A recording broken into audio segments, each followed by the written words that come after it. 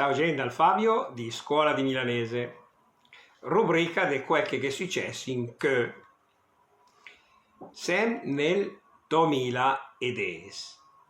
Intanto vi inviti sempre a iscriversi al mio canale YouTube, Scuola di Milanese di Fabio Fumagalli, mettete i like, insomma il me piace ai miei video, naturalmente se vi piace, e ricordatevi di attivare la campanella per avere notifiche.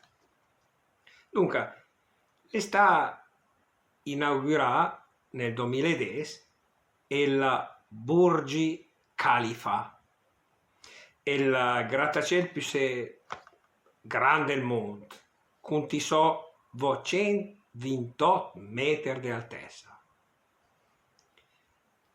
Inizialmente era conosciuto con il nome di Burj Dubai, perché si trova proprio a Dubai, questo grattacielo, negli Emirati Arabi.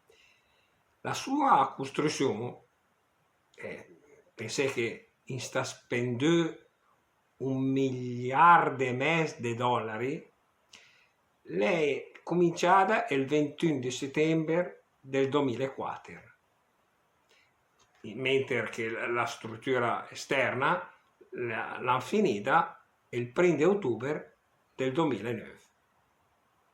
Gente, vi saluti, alla prossima con le successi in che. Ciao ciao dal Fabio.